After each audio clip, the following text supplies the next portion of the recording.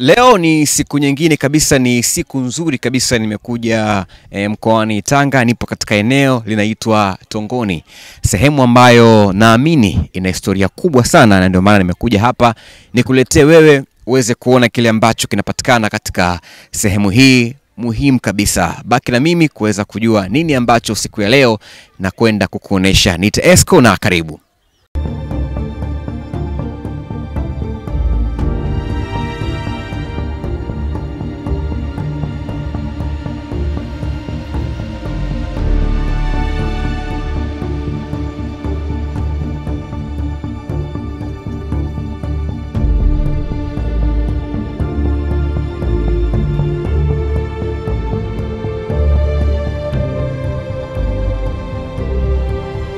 Leo ni siku nzuri sana kwangu kwa sababu nimekuja tena Tanga kwa mara nyingine, na leo nipo katika eneo linaitwa Tongoni, eneo ambalo pia lina historia kubwa sana. Ndio maana imenifanya nije hapa kuzungumza na mzee wangu ambaye yeye ni mzawa kabisa wa hapa, anajua mengi katika eneo hili la Tongoni. Bila shaka utafurahi kusikiliza simulizi hii kutokea hapa. Nita Esco na karibu kuyafahamu haya kutokea Tongoni. Babu, shikamoo. Marhaba. Kwema kabisa. Nashukuru, alhamdulillah, salam. Mimi leo mgeni wenu. Karibu sana Tongoni. Okay. Nimekuwa napenda sana kutembelea haya maeneo. Nakumbuka mwezi uliopita nilikuwa niko Tambarani, nimeenda pia sehemu moja na kuita Kiwavu, nimeenda Mnyanjani, lakini leo nikasema nije Tongoni kwenu. Ndio, karibu sana Tongoni hapa. Okay. Tunafika hapa nimekuta bahari, na kwa asilimia kubwa bila shaka naamini uchumi wa hapa mnategemea bahari, si ndio? Ndio, mimi kwanza kwa jina naitwa Bakari Saleh Fakihi. Ni mkaaji wa Tongoni na mzaliwa wa hapa Tongoni. Ndio. Historia ya Tongoni ni kwamba unataka upate maelezo ya Tongoni. Nafikiri maelezo utapata vizuri utakapokuwa unaniuliza maswali ili niweze kukujibu, ndipo utakapopata. Sawa. Nimesema wakati nakuja nimekuta bahari nzuri kabisa, nimekuta ngalawa pale, nikakuuliza kwamba inaonekana kwa asilimia kubwa uchumi wa hapa mnategemea uvuvi. Ndio, uchumi wa hapa zaidi tunategemea uvuvi, na ndio shughuli za kijiji hiki cha Tongoni, uvuvi. Pamoja na kilimo, lakini kilimo sio zaidi ni uvuvi. Ndio. Niambie, wakazi wa hapa wazawa ni kabila gani? Wazawa wa sehemu hii asilimia kubwa ni Wabondei, Wazigua, kwa sababu huu mji ulikuwa unaitwa Mtangata. Asilimia kubwa walikuja Washirazi kufanya biashara katika maeneo haya. Baada ya kufanya biashara walifikizia hapa, walikuta wenyeji. Wakati huo nilikuwa sijui makabila yao, lakini walitembelea katika maeneo ya kuuza biashara zao kama vile shanga na kununua bidhaa kwa ajili ya kusafirisha. Sasa katika msafara wao wameoa wake. Hapa walifanya kama maskani, wakakaa. Kuna sehemu moja huko juu inaitwa kwenye Magofu, walikuwa wameishi kule hawa Shirazi. Kwa hiyo wao baada ya kukaa pale walioa sehemu za Ubondeni na Uziguani, baadhi yao wakazaa watoto. Kwa hiyo asilimia kubwa hapa ni Washirazi na Wasambaa na Wabondei. Bila shaka msemo wangu ni Mshirazi. Mimi kwa upande wa babu mzaa baba ni Mshirazi, lakini mama yangu ni Mbondei. Ndio. Washirazi wanasema wanatoka maeneo ya Irani huko. Kutoka Irani ndio. Sawa. Nilitembelea Kiwavu na nikatamani kujua Kiwavu ilianzaje. Yule mzee pale akaniambia ilibidi kuwe na kafara. Yaani kuna kafara ilifanyika ya mtoto, sijui watoto, ndio eneo lile likaruhusiwa kujengwa mji na mji ukaanzishwa. Ilibidi kafara ifanyike pale Kiwavu. Hapa Tongoni nataka nifahamu historia ya mji huu, ulianzaje? Kwa kusema kweli kwa undani sijui ulivyoanza, isipokuwa mimi nazaliwa na ikuta Tongoni, lakini kwa jina la awali ilikuwa inaitwa Mtangata. Kwa sababu Mtangata ilikuwa inachukua sehemu za huko ulikotaja Sadani, Kiwavu, Maere, Kivindani. Ilikuwa kama tarafa, ilikuwa kama tarafa tuseme, au wilaya. Kwa hiyo hapa ilikuwa ndio makao makuu, ilikuwa panaitwa Mtangata. Lakini kwa asili hii Tongoni haikuwa hapa, ilikuwa kando kidogo huko, ilikuwa Shirazi. Sasa katika kuja huku ikawa kwa lugha ya Kibondei wakasema Tongo, na Ntantongo, yani na kwenda Mahameni. Kwa hiyo ikawa hapa kama watu waliohamia kutoka huko, kulikuwa na nyumba za Washirazi kuja hapa. Kwa hiyo hapa tena likaenda jina la Tongoni. Ndio asili ya neno Tongoni. Asili ya neno Tongoni. Ndio. Wakati tunakuja hapa umeniambia ile nyumba ilikuwa ni ya babu yako? Ndio, babu yangu. Ile miaka mingapi ile zamani? Ile miaka sikumbuke mimi, mpaka sasa hivi nafikiri yaweza ikapata karne 2 ile nyumba. Kwa sababu huyu babu asili yake ilikuwa kama mjenzi. Nadhani kule Tambarani ulipotembelea uliona msikiti, halafu kulikuwa na sehemu moja kuna gofu kama lile alijenga babu yangu. Alikuwa kama mistri mjengaji, akajenga pale. Nadhani na kule Mwarongo lilikuwepo.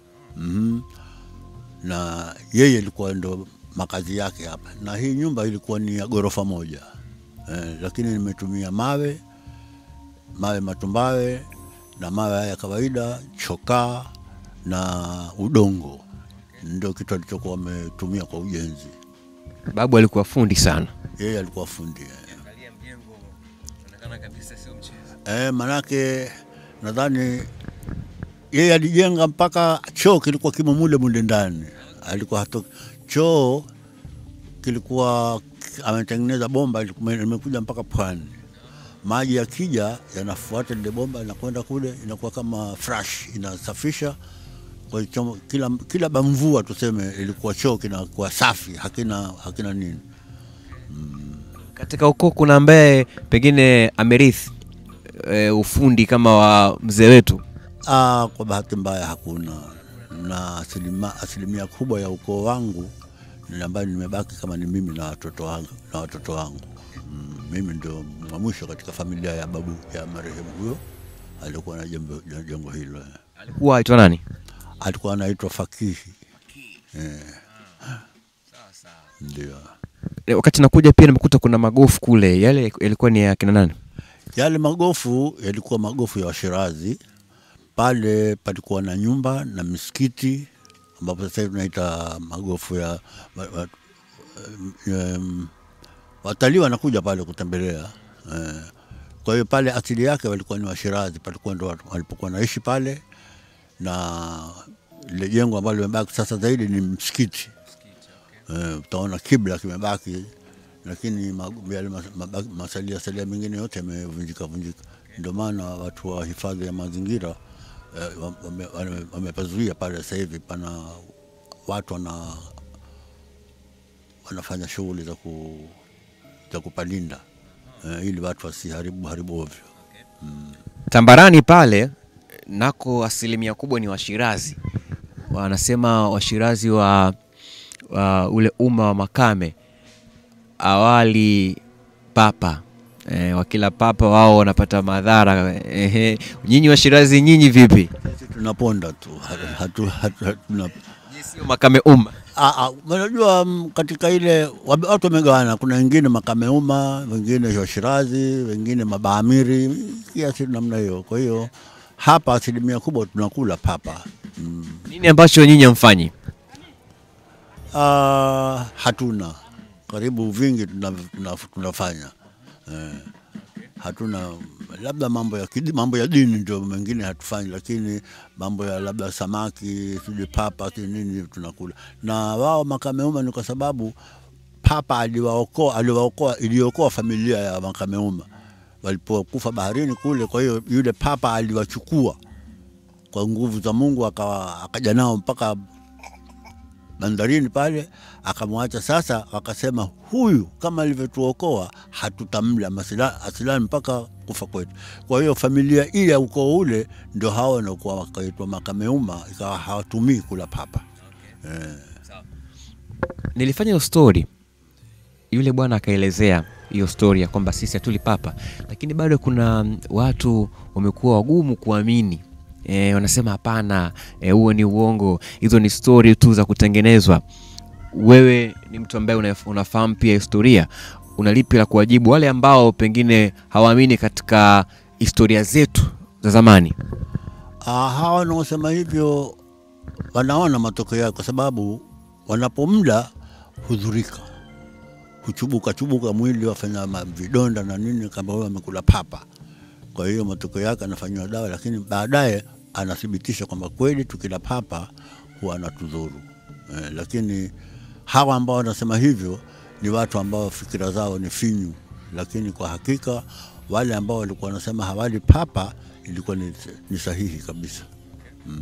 Chakula pendwa hapa Tongoni hapa, nyinyi mnapenda sana kula chakula gani chenu cha asili? Kwa sasa hivi niyo sembe, wali, mihogo. Lakini hapo zamani wenyewe zaidi walikuwa nakula ugali wa mtama, baba choroko, anachukua mchele na choroko akipika pamoja, na zaidi na mihogo, ndizi, vyakula vya kawaida kama namna nyingine. Na chakula cha mashuhuri zaidi humu Pwani ni wali. Wali na samaki. Wali na samaki sasa hivi ni mboga tunatumia. Nyama kwa wakati maalum, kama siku za sherehe au labda mtu kachinja au kwenda mjini kule labda ametamani nyama atanunua, lakini kwa asili nyama tulikuwa hatuna, tuna nyama hizi za baharini tu. Tambarani pale, moja kati ya story kubwa sana ambayo ilitokea kwa kipindi cha nyuma ni uwepo wa kiumbe ambaye walimuita Jini Makengele, kwamba alisumbua sana pale. Nikasikia pia yule alikuwa anakuja paka huku Tongoni. Ningependa kujua, je, ni kweli alikuwa akija paka Tongoni na kufanya tabu? Yule Makengele katika kuja kwake alikuwa anasumbua sana Mwarongo na Tambarani, kwa sababu kulikuwa na mfanyabiashara mmoja alikwenda kufanya ujubiri huko Unguja. Matokeo yake akapewa kitu cha kuja kufanyia shughuli zake za biashara. Baadaye iligauka, ndio likawa nadhani maadha yake alikuwa hamtimizii. Sasa ndio likagauka jini kule, ikawa sasa linafanya tabu kule baharini, ndio likaitwa Makengele. Lakini huko ilikuwa halifiki, isipokuwa wanapokwenda baharini wakati mwingine wavuvi huwa linawaibukia, linakuwa kama jidudu linatokeza hivi. Lakini huku ilikuwa halifiki kutusumbua, isipokuwa vijana wanapokwenda kufanya shughuli za kivuvi huwa linawasumbua wakati mwingine. Upande wa Tongoni ninyi labda ni hakuna changamoto hiyo ya zamani, labda kuwepo na kiumbe huyo jini ambaye alisumbua sana hapa na vitu kama hivyo, haije kutokea kwa upande wenu? Sikuipokea hiyo kwa wazee, naona ilikuwa hakuna hapa, ilikuwa mambo ya shwari tu. Kwa hiyo kwa hapa haikuwa kutokea? Haijatokea bado. Katika hizo mambo kwa Tongoni labda, kwa sababu najua ni changamoto zipo, unasema ukikaa maeneo ya pwani hivi ya bahari, hawa viumbe wanakuepogo sana, unaona, na kule Menjani ilikuwa hivyo, waliniambia Tambarani, Kiwavu. Kwa Tongoni vipi?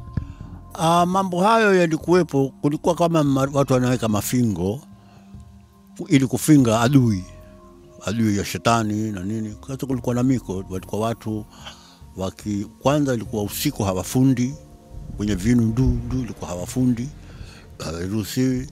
Halafu huwezi kuchukua makuti ukaburuza, ukitaka kuja na kuti libebe, usiburuze.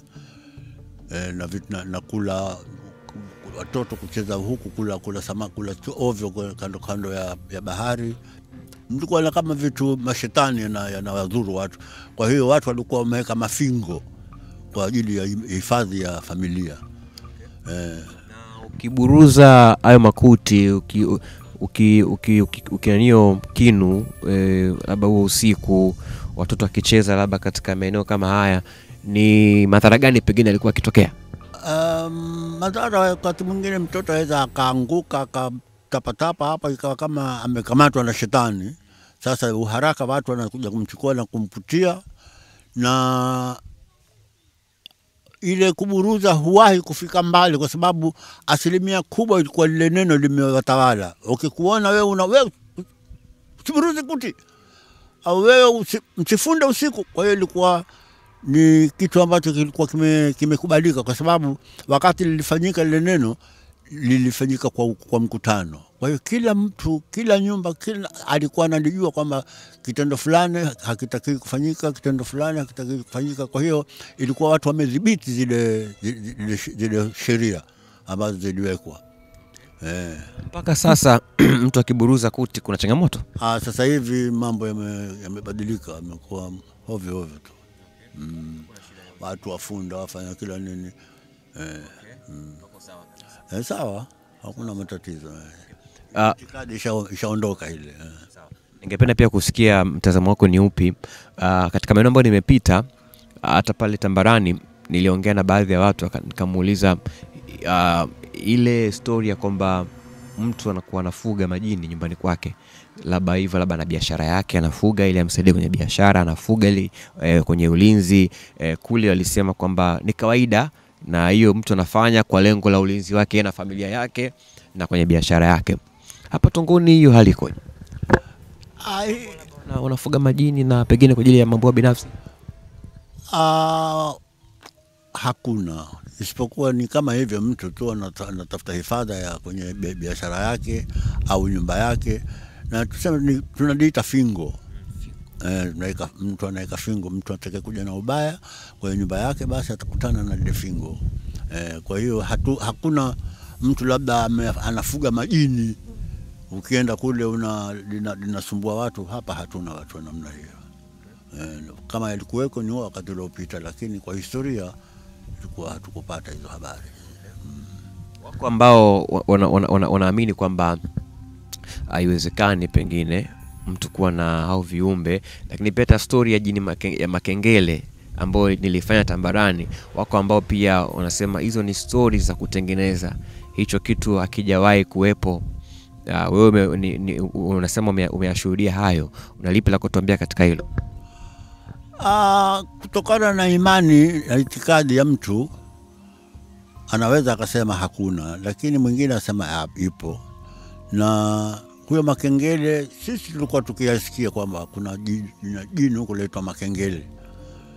Kwa hiyo huku halikuweko, na hatukupata kusikia kwamba hapa kuna mtu ana hiki, isipokuwa wenzetu kule ndio walikuwa wanacho hicho kinaitwa makengele, lakini hapa kwetu hatuna.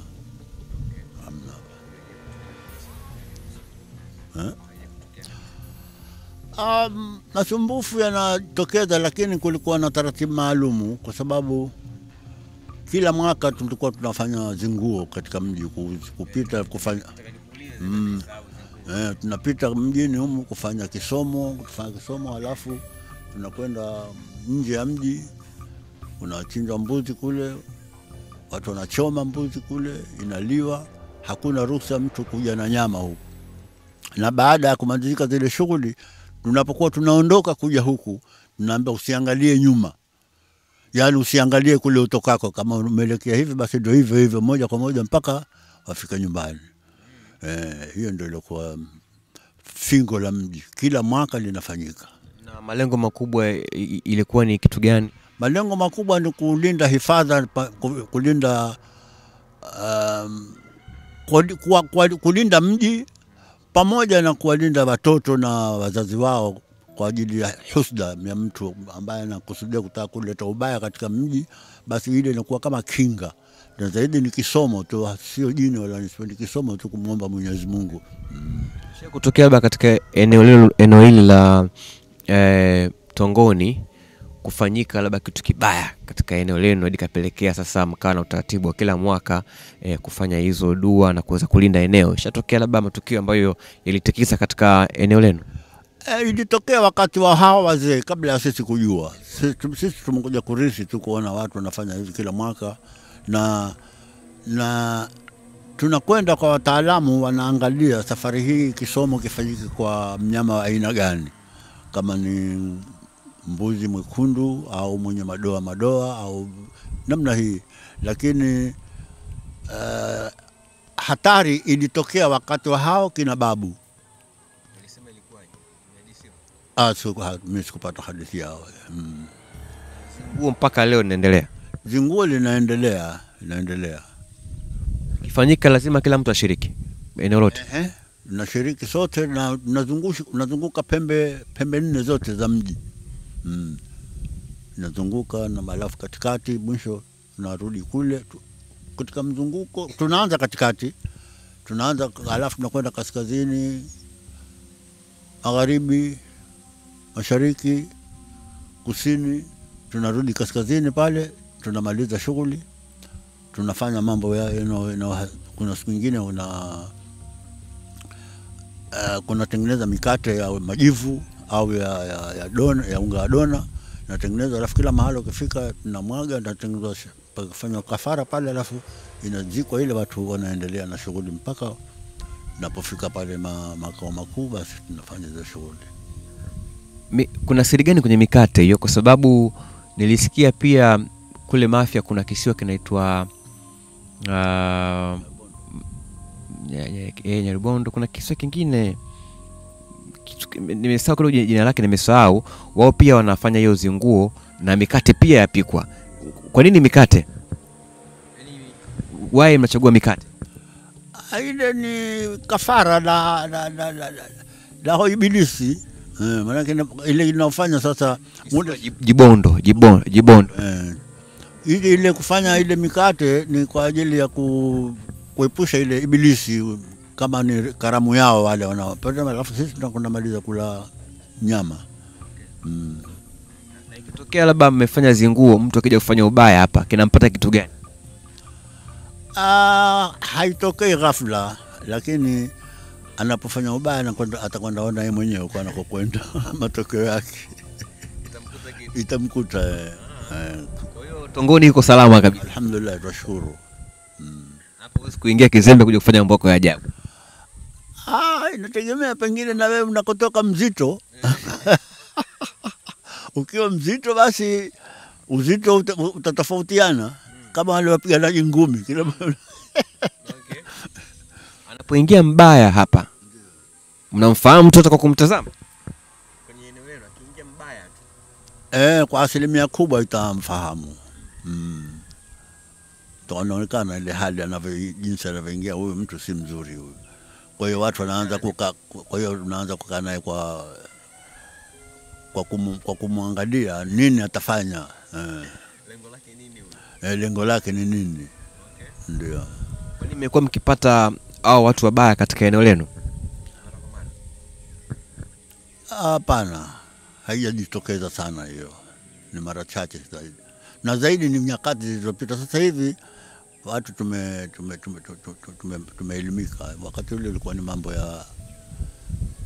vya kale watu wanashiriki sana, lakini sasa hivi watu wanaangalia mlo na maisha yanavyokwenda, lakini asilimia kubwa hakuna mipango hiyo sasa hivi. Wakati uliopita. Sawa sawa. Bado napiga kidogo story hapa na mzee wangu kuweza kupata historia ya eneo hili, lakini pia na simulizi ambazo naamini ungetamani kuweza kuzijua. Mnyanjani Mwalimu Nyerere alifika pale katika harakati za kutafuta uhuru. Umeniambia pia alifika na Tongoni, ilikuwaje? Mwalimu alipokuja hapa baada ya kuhutubia, alafu wazee wakamuomba kwamba tunataka na usiku uje tutapiga ngoma. Kwa hiyo na wakati huo pale ulipokuja, si umeona msikiti, alafu si umeona madarasa, alafu umeona kama pana kioksi pale, palikuwa pamejengwa ofisi ya TANU. Wakati huo bado TANU. Kwa hiyo alikuja pale akafungua ile ofisi, watu usiku wakacheza ngoma, akaja na yeye akakaa hapo akaangalia ngoma, akacheza goma, ilikuwa kuchezwa bengwa. Baadaye hiyo ni usiku. Mchana alipokuja ndio alipofungua akahutubia. Katika mahutubio yake akasema itaondoka yote ya makuti, nyumba za makuti, tutaleta vitu, atakuwa mambo mazuri, tuunganeni katika kuelekeza hali ya kutafuta uhuru. Kwa hiyo alikuja hapa na watu waliandaa vyakula. Alipenda sana chakula kimoja, alichukuliwa unga abada ule ukapikwa vibibi mchele ukapikwa vibibi, katengenezwa matobosha. Alifurahia sana vibibi. Alipokuja usiku alivisifu sana kwamba Watanganyika watu wa mwambao Dar mapishi, na basi hivyo hivyo. Msomea dua hapa. Dua haziachi kusomwa. Wazee wapo, lazima kila anapofika pale anaombewa Mungu ili nchi ipatikane. Alikula vitu. Alilishwa. Bila shaka hizi sehemu ni sehemu nzuri sana za watu kuja huko, kwa sababu kama alikwenda Mnyanjani akaja Tongoni, kuna haja pia hata viongozi wengine kuja kutembelea huku. Sasa hivi viongozi wanaangalia zile sehemu ambazo zinanona. Sasa hivi huku ni mara chache kuja. Nadhani alikuja Sheni alikuja Sheni hapa,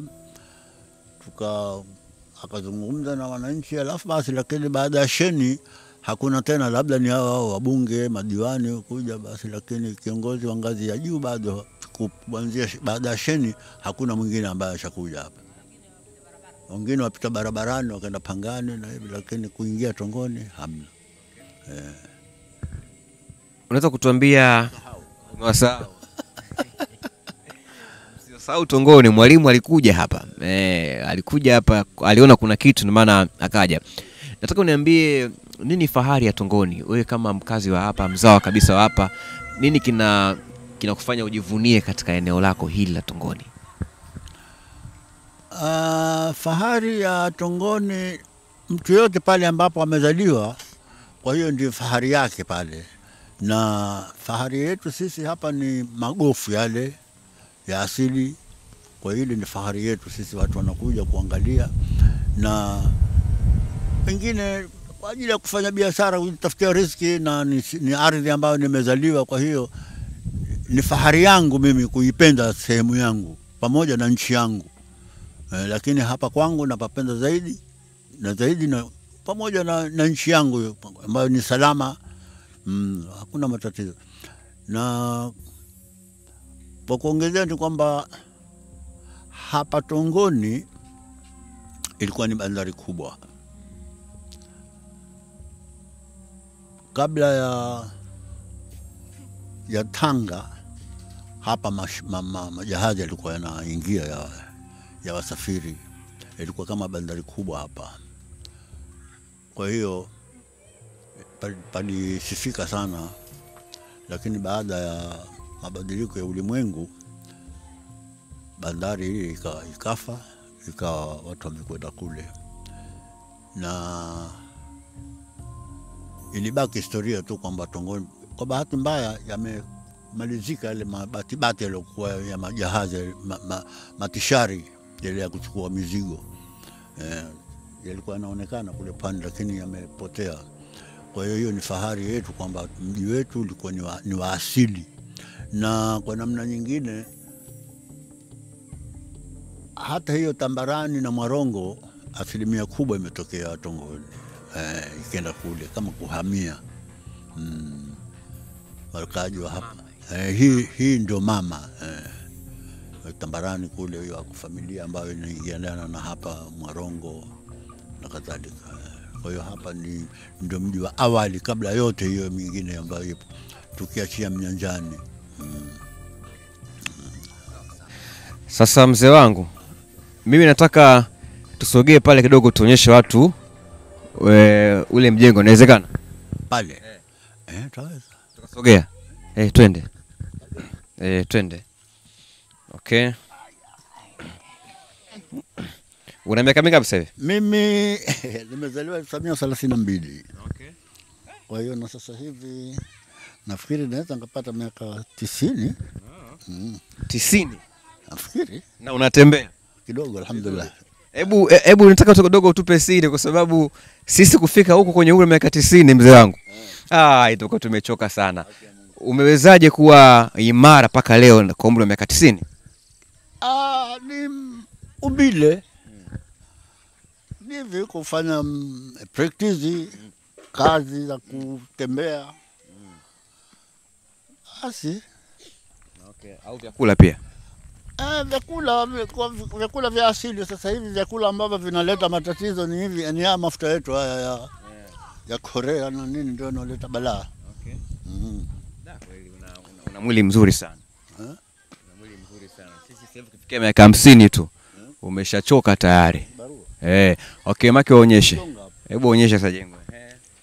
Kwa hili kwa gorofa hili. Hili kwa gorofa na hapa ni sehemu ilikuwa choo. Hapa ilikuwa kwa kule kwa upande ule kule ilikuwa ngazi ya kupandia juu. Okay. Ndio. Ile kwa choo. Nadhani hapa ndio palikuwa na choo. Ilikuwa choo hapa. Hii ilikuwa na bomba yake mpaka pwani kule. Naweza kuingia huko? Waweza. Okay. Nataka nifahamu hii ilikuwa ni kitu gani? Ngoja hapa. Humu. Hii ilikuwa ni kama ina fashion tu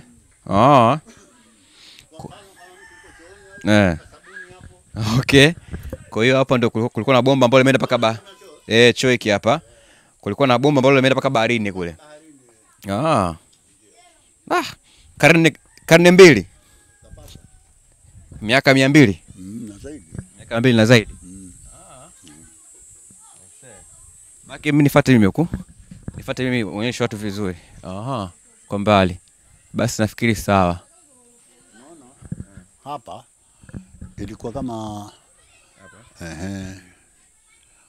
kwa huko nyuma huko ndio kulikuwa na ngazi, unapanda unakwenda huko juu.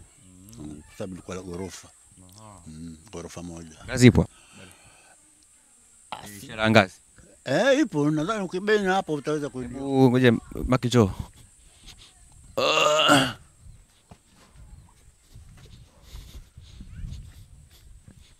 Okay.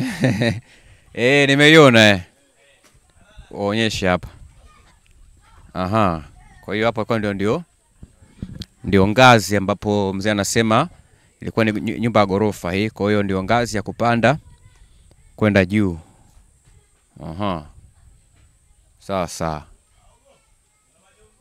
Sawa. Tuko vizuri.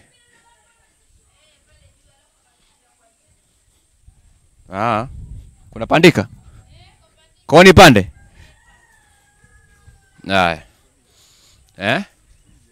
Wewe ni sasa cha kuuliza, njoo onyeshe polepole. Chute vizuri, sawa? Kuwa serious. Njoo ngazi, tuonyeshe ngazi. Okay. Pole yeah. Hapa natosha kwa pole jamaa. Kwa hiyo nimeiona bwana.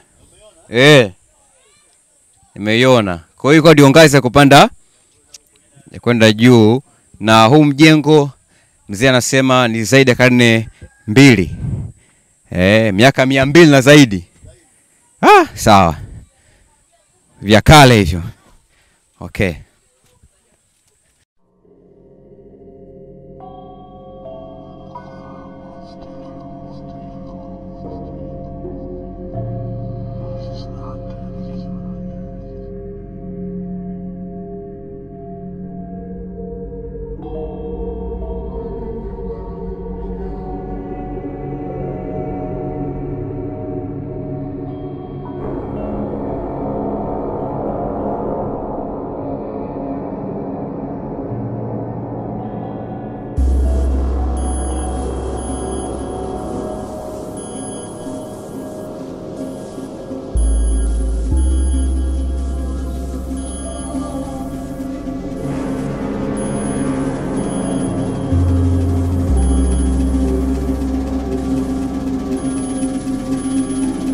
Ndiyo mzee. Sifa za mji huu ni kwamba kwanza ametoka mtu mmoja mkubwa sana, Sheikh alikuwa anaitwa Sheikh Toba bin Nyungu.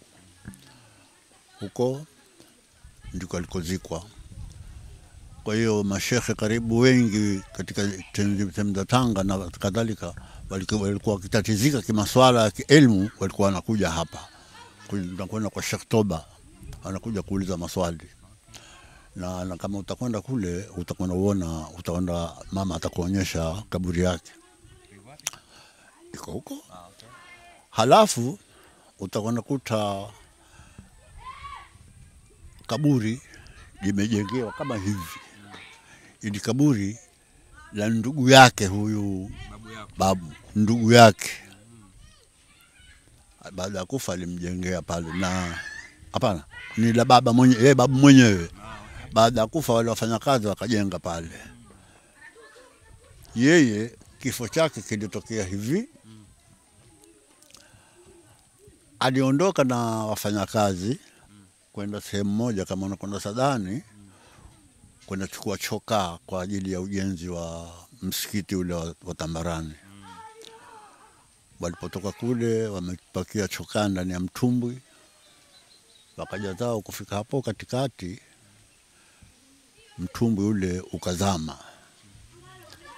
Ulizama ghafla tu. Baada ya kuzama haukwenda hivi, uligauka chini juu chini. Wale wafanyakazi ambao walikuwa nao kule kupakia ile chokaa, wote wakakaa juu ya mtumbwi. Yule mzee akatoweka, ikawa hakuonekana. Sehemu zote, Kigombe, Marongo, wapi wakamwambia mzee Fakihi amekufa baharini. Sasa ikawa watu wanamtafuta kwa muda wa siku 4. Siku ya 5 ndugu yake anaitwa Shega Toba, anaitwa Toba Mbukuzi, waliteremka pwani, wakaenda kumkuta amekaa juu ya mkoko katika amekufa, lakini kama aliyewekwa. Ikawa na nguo zake zile zilizokuwa andikwa na kilemba chake na nguo zake kama wote kwa muda wote ule. Hapo ikalia ngoma, watu wote wakaja. Utaratibu, mtu anapokufa baharini haji. Kwa hiyo akazikwa pale. Sasa baada ya kuzikwa pale ndio likajengwa lile kuta, na utaona kuna sehemu ilikuwa mna vikombe, alafu ina mnara. Juu kulikuwa na jagi kubwa lilikuwa limewekwa kule, lakini watoto na watu wengine walikuwa na vitoto. Kwa hiyo hizo ni jumla ya historia ya umaarufu wa mji huu. Kwa hiyo kaburi la mzee wetu, mmiliki wa jengo hili, liko kumbukumbu ya hapa. Kumbukumbu ya hapa ndio. Na nimependa, yani inashangaza ndani ya siku 4 kwenye maji, lakini mmemkuta na nguo zake zile zile, kilemba, kila kitu. Hawa wazee walivyotueleza. Basi akachukuliwa, baada ya kuletwa pale pakazungushwa makuti na nini, akatengenezwa kama inavyostahili Kiislamu, akatiwa sanda, akazikwa pale. Shughuli nyingine, lakini hakuingia nyumbani tena, kule. Hiyo ni historia nzuri kabisa ya Tongoni. Ndio maana nikasema mnaweza kuja kutembelea maeneo kama haya, kupata historia, kuona vitu kama hivi, jinsi ambavyo babu yetu huyu mwenye mjengo huu alivyofariki, kuzikwa, na kaburi pia lipo. Nitawapeleka mkaone kaburi lake, jinsi ambavyo limejengewa pale, na kuweza kujua historia vizuri kwa kuangalia kile ambacho mzee hapa anakizungumza. Kumbe pana vitu vikubwa sana. Alhamdulillah, tashukuru. Sawa. Basi mimi nafikiri niwapeleke kidogo mkaone huo msikiti ambao aliutengeneza. Ndio. Lakini pia na kaburi pia. Inshallah, nendeni. Mimi hadi yangu si mustadiki kidogo. Kwa hiyo nyinyi nendeni. Mimi nikuache bwana mzee wangu kupumzike. Nashukuru sana kwanza pia kwa muda wako kwa na sisi, kutueleza historia ya Tongoni, lakini pia kuyafahamu mengi kutoka hapa. Asante sana. Tashukuru. Na mimi nawatakia kila laheri. Habari za Mtangata Tongoni ndio hizo kwa ufupi. Asante sana. Mzee wangu bwana huyu unamuona amesimama hapa miaka zaidi ya 90. Yuko vizuri kabisa. Kwa vijana mle vizuri, mfanye mazoezi. So miaka 50 mshachoka. Na ndio bwana. Mazoezi muhimu. Mazoezi kidogo afadhali. Na nimezunguka sana, nimefanya kazi serikalini vile vile. Nilianza kwenye chama cha TANU. Baada ya kutoka TANU nikaingia serikalini, nikawa katibu kata. Nikatembelea Lushoto na maeneo mengine. Kwenye mwaka 1995 kuingia madarakani Mkapa, mimi nikastaafu. Kwa hiyo sasa hivi mimi ni mstaafu. Mstaafu mimi na miaka 2.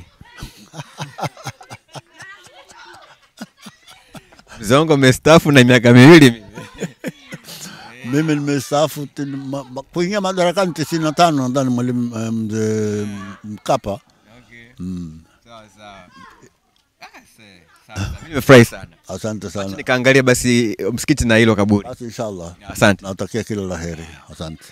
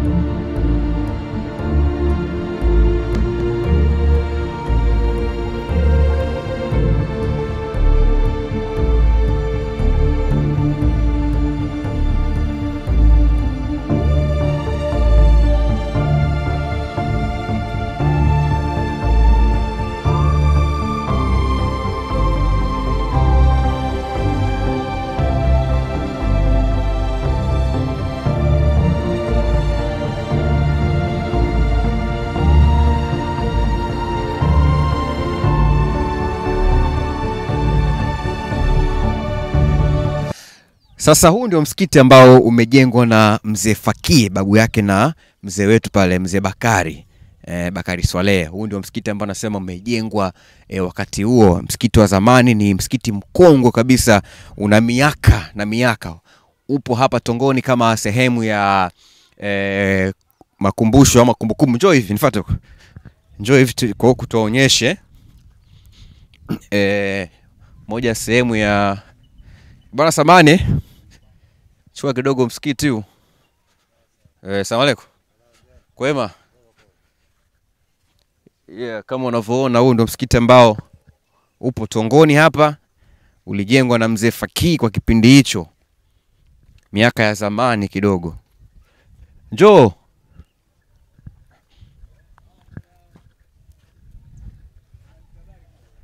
Miaka ya zamani. Njoo nyeshiko hapa.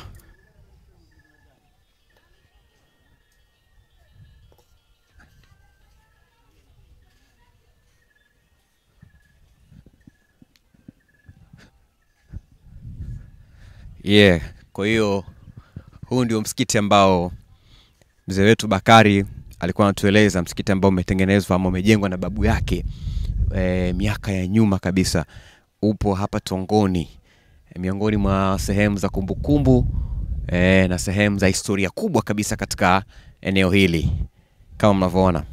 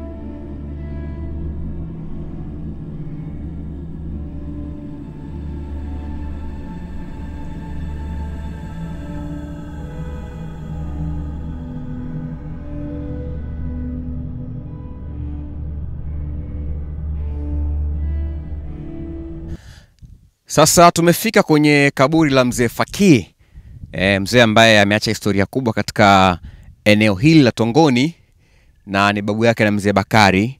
Kama alivyotueleza kwamba ndio kaburi ambalo amezikiwa hapa. Wametengeneza kabisa, wamejenga kabisa jengo. Kuna viungu hapa. Hiki cha nini kichungu?